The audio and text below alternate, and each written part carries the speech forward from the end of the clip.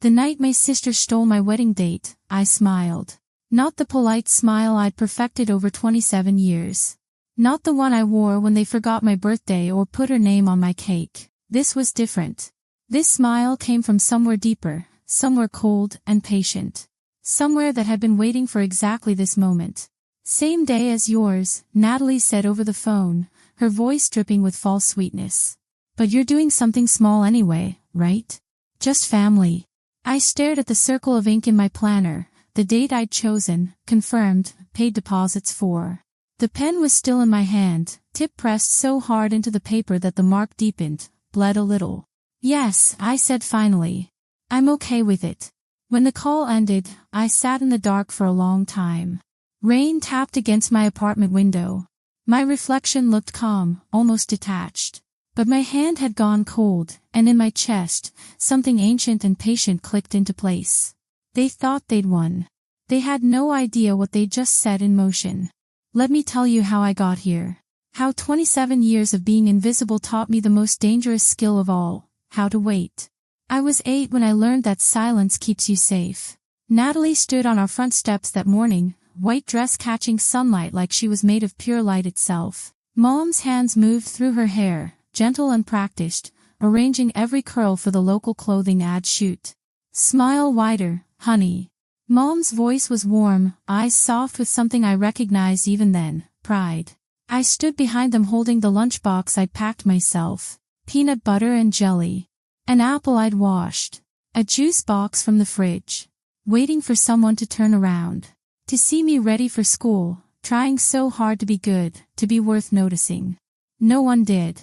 So I learned to make myself smaller. Quieter. At school, I worked like my life depended on it because in a way, it did. Grades were the only language that made people look at me. When I came home that spring waving a test marked 100, that perfect red circle at the top, I was practically glowing. Dad barely looked up from his newspaper. "Don't make your sister feel bad," he said. His voice was flat, but those words cut clean through everything. I folded that test paper carefully, making sure not to crease the red ink, slipped it into my desk drawer like it was something shameful. That became a habit, folding anything that proved I'd tried, hiding the evidence of my own worth. Natalie was the golden one. When she failed a class, Mom blamed the teacher. When I aced mine, silence. Just, nothing.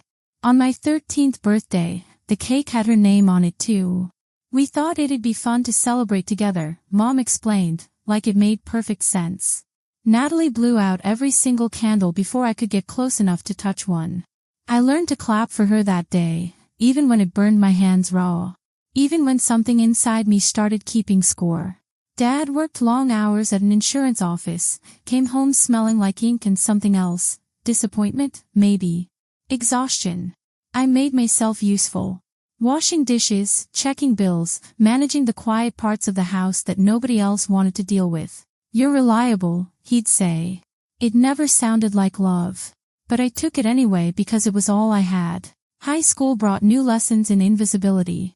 I developed a crush on a boy from my math class, Marcus Reed, with his crooked smile and the way he actually listened when I explained calculus problems. I made the mistake of telling Natalie once, just once, while braiding her hair. She smiled into the mirror, that dangerous smile I should have recognized by then. A week later, she was dating him. When I cried, really cried, the kind that makes your whole body shake, Mom found me in my room.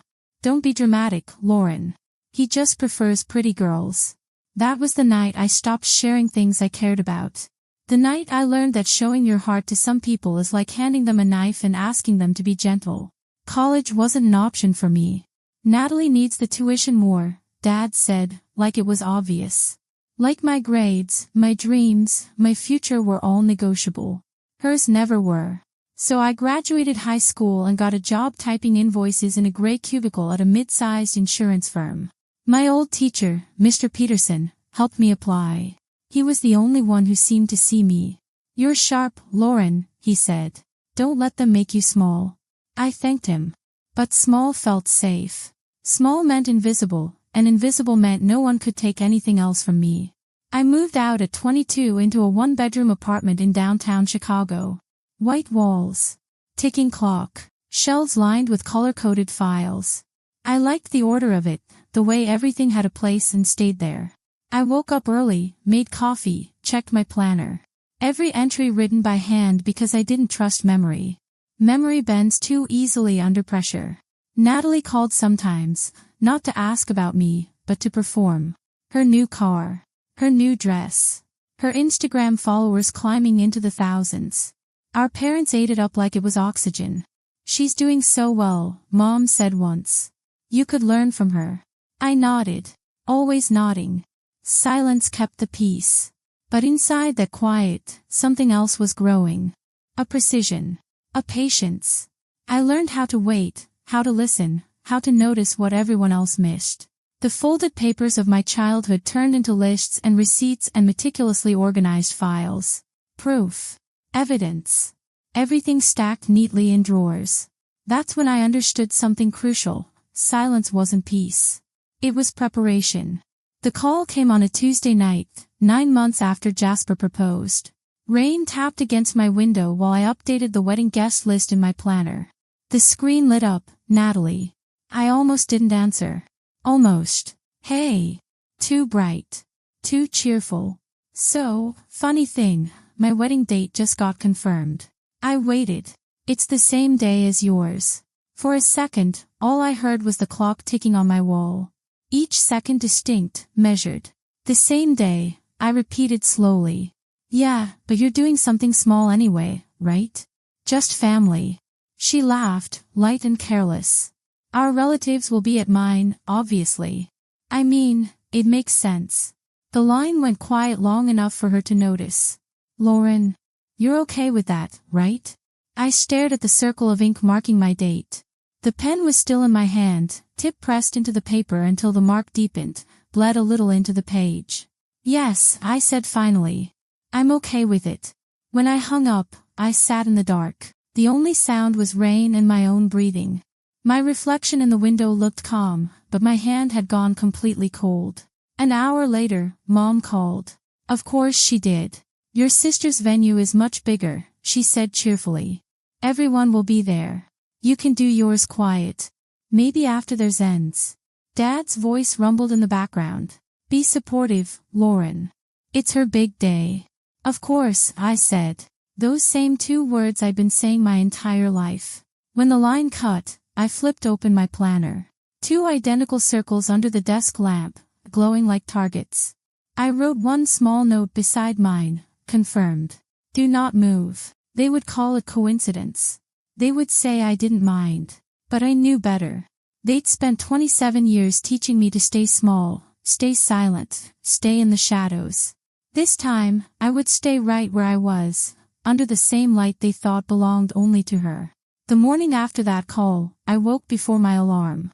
The apartment was gray and still, the kind of quiet that feels like it's holding its breath. Steam from my coffee fogged the window, blurring Chicago's skyline into something softer.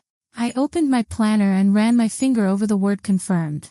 The ink had dried smooth. At 8 sharp, I walked into the office where I'd worked for 9 years. Long enough to know how things worked. Long enough to make things happen without being noticed, my specialty, really. While my coworkers chatted about their weekends, I opened the HR portal and began drafting an internal memo. Invitation to the Turner-Collins wedding. Formal attendance requested. I didn't send it yet. Just saved it as a draft, cursor blinking like a heartbeat. By noon, I'd called the event coordinator. Yes, I said, voice steady. We'll keep the same date. She hesitated. Are you sure? With the other family event. I'm sure, I interrupted gently. But we'll need the grand ballroom instead. Of course, Miss Collins. That night, I told Jasper about the call. He was quiet for a long time, sitting across from me at our small dining table, hands folded. You're really not changing it? He finally asked. No. He nodded once, something shifting in his expression. Then we do it right. Proper guest list. Proper lighting. Proper everything. I smiled faintly. Proper silence. He understood. That's why I was marrying him. The following week unfolded like a carefully orchestrated symphony that no one else could hear. Click, my keyboard as I finalized the HR email, making attendance mandatory for all upper management. Swipe, my pen marking each confirmed RSVP from executives and department heads. Print, the stack of ivory envelopes, sealed with gold wax. Check, payments cleared for the grand ballroom, the catering, the live string quartet. Every task felt exact. Deliberate. The rhythm steady and cold. Silence, I realized, wasn't absence. It was control. Mom called midweek. Your sister's reception is going to be beautiful. You'll come by to help set up, won't you? I looked at the file of invoices beside me. Venue deposits, catering contracts, floral arrangements that cost more than my first car. I'll be busy that day, I said. Busy? But it's her wedding. Yes, I said softly. It is. She didn't notice the difference in my tone. She never did. At night, I spread everything on the dining table. Seating charts, printed guest lists, ceremony timelines. Jasper sat across from me, reviewing the details with the focus of someone planning a military operation. You're sure this isn't too much? He asked once. Not enough, I replied. He smiled slow and proud. Then let's make it perfect. We visited the venue together the following week. The grand ballroom stretched wide and luminous, chandeliers scattering light like ice catching sun. It's elegant, I told the manager. But keep it understated. Yes, ma'am. I touched the ivory drapes, thick and soft under my fingertips. No excessive decoration. I want people to hear the quiet. The staff looked puzzled. Jasper didn't. He understood what I was building, a stage where silence would speak louder than any of Natalie's noise ever could. Each night, I recorded small details. Final guest count, 147. Seating for Mr. Turner, Jasper's father, the CEO of a major tech firm. I adjusted schedules, reserved parking for senior executives, arranged for musicians from the company's charity gala list. Every name I added made Natalie's guest list thinner by default. She and Brandon had chosen the same venue complex. 2 halls, same floor. She thought it would humiliate me, having my small family affair in the shadow of her grand celebration. When the final confirmation email arrived from HR, attendance mandatory for all upper management, I read it twice, then archived it with a satisfaction that felt like warmth spreading through my chest. One evening, searching for something else, I found an old box in my closet. Inside, among yellowed papers and forgotten things, was that folded test from childhood. The red 100 still glared through the creases. I unfolded it carefully and laid it flat on the table. Next to it, I placed the current wedding schedule, rows of printed names, sealed approvals, paid receipts. Same shape, same careful organization. Different meaning entirely. Jasper walked in and paused. What's that? A reminder, I said. He looked at the paper, then at me. You're so calm. I learned from the best. Your family. No, I said quietly. They're mistakes. The night before the wedding, I barely slept. I ironed my dress, simple ivory, elegant lines, nothing excessive. Checked my planner one last time. Placed it by the window where dawn light would hit first. The city outside was quiet, traffic muted by distance and glass. I watched the sun rise, its reflection turning everything gold. At 7 a.m., my phone buzzed. Mom. Your sister's so nervous, she said. She keeps asking if you're jealous. I'm not, I said truthfully. Tell her not to worry. I won't get in her way. You're such a good girl, Lauren. I hung up before she could hear me whisper, not anymore. In the stillness that followed, I could almost hear the next day breathing. Waiting. 2 weddings. 1 date. Same address. They thought it would crush me. They didn't realize they'd just booked front row seats to their own humiliation. The air that morning felt heavier than usual, charged with something electric. The kind of quiet that comes before a storm. I arrived early, the hem of my dress brushing against polished marble. Staff hurried past with bouquets and champagne trays. 2 signs at the entrance. Ballroom 1, Collins Turner wedding. Ballroom 2, Natalie and Brandon. Same day. Same building. 2 versions of truth. Our ceremony began at noon. Guests filed in, voices low, the air humming with expensive perfume and quiet power. I watched the room fill. Mr. Turner near the front with his colleagues. Jasper's friends. My co-workers. People who mattered. The room glowed under crystal chandeliers. When the string quartet started playing, the sound vibrated through the floor like a heartbeat. Upstairs, I later learned, a florist whispered to a waiter, "Didn't half the guests cancel on the other wedding?" The waiter nodded. Something about a company event. By the time vows were spoken, ballroom 2 was nearly empty. When I turned toward Jasper and said, "I do," the applause was soft but full. Earned. Through the tall windows, I caught a glimpse of Natalie in the courtyard below. Her gown was brilliant white, her expression fractured. Brandon beside her, pacing, phone pressed tight to his ear. Half an hour later, as our reception began, they entered. I noticed them before anyone else did. Mom. Dad. Natalie. Brandon. All dressed for the wrong room. Their faces shifted when they saw the crowd, the executives, the photographers, the Turner family gathered like a constellation of power. Natalie blinked hard, trying to process. What? Why are all these people here? Brandon's voice cracked. These are my company's clients. Why are they here? Mr. Turner stood, his presence quiet but absolute. It's strange, isn't it? He said mildly. 2 weddings, 1 date. But only one of them is my son's. The microphone on stage caught his words, sending them across the ballroom. Silence spread, clean and absolute. Mom's smile faltered. Dad tried to recover. We didn't know. You didn't have to, Mr. Turner said, his tone still measured but carrying an edge now. Some people only understand order when it stops including them.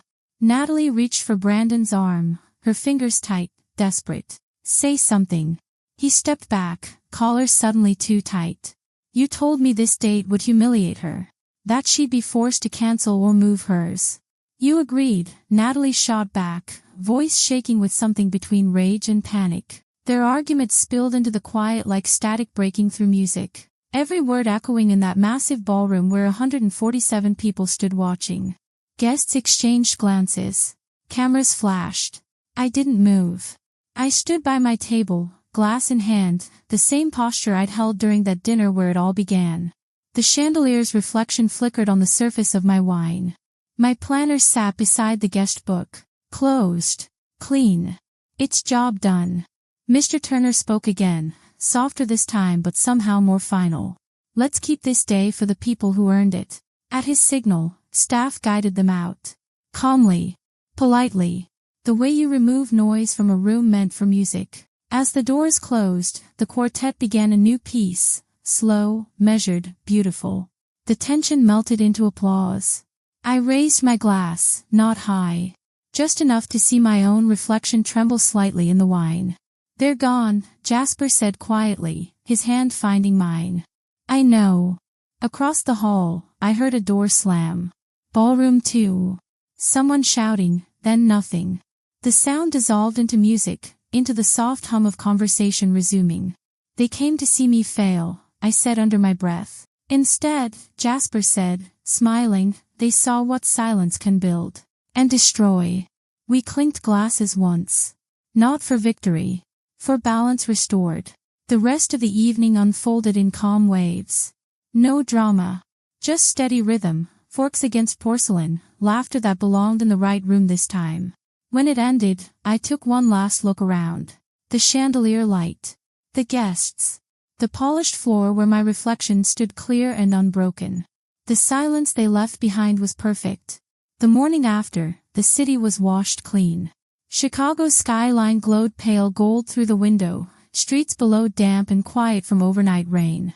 I stood in the kitchen barefoot, stirring sugar into my coffee. The cup clicked softly against the counter, steady, measured. The same rhythm I'd kept for 9 years in that apartment, the same careful control. On the dining table lay my planner, closed now, its pages slightly warped from months of constant use.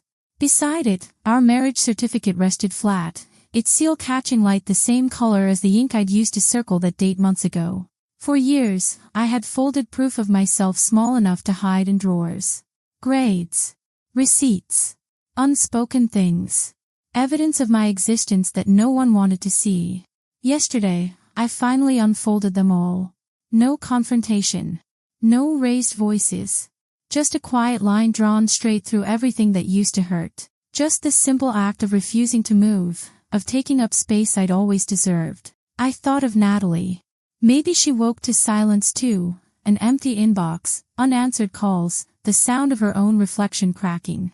Maybe she finally understood what it felt like to stand in a room full of people and realize you're completely alone. Maybe our parents sat in their house still trying to understand the moment the room stopped clapping for them. The moment they realized that the daughter they'd overlooked had been watching, learning, waiting all along. I didn't feel joy imagining it. Just distance. Clean, necessary distance. The kind that comes when you finally stop reaching for people who never reached back. Jasper entered, hair mushed, eyes half open. Morning. Morning. He leaned against the counter, studying me. You okay? I nodded. Yes. Finally. We didn't talk about the wedding. We didn't need to. It had already done what it needed to, ended something old, begun something quiet and true. When he left for work, the apartment settled into its familiar calm rhythm. I opened the window slightly. The air smelled like rain and bakery bread from downstairs. Somewhere far off, a train moved through the city, its horn low and fading. I sat at the table, opened my planner one last time, and drew a clean line under the final entry. Collins Turner wedding. Completed. Then I closed it and placed it beside the certificate. The light shifted across both papers, merging them into one soft reflection. 2 documents, 2 proofs, one of who I'd been forced to be, one of who I'd chosen to become. Silence this time didn't mean absence. It meant ownership. In families like mine, power doesn't shout. It withdraws. And when it does, the room finally learns what silence sounds like. It isn't empty. It's earned. It's the sound of boundaries settling into place, of peace finding its own volume after years of being spoken over. It's the sound of a person who spent 27 years invisible finally stepping into light that was always meant to be shared. They taught me to be quiet. They just never realized I was listening to everything they didn't say. Learning from every slight, every dismissal, every moment they chose her shine over my existence. And in the end, that was the difference between us. Natalie's light was given. Mine was built, one folded paper, one silent night, one careful plan at a time. Thanks for listening, and if you liked this story, give it a thumbs up. Don't forget to comment and subscribe for more stories about finding strength in silence and justice in patience. Sometimes the quietest revenge is simply refusing to stay small.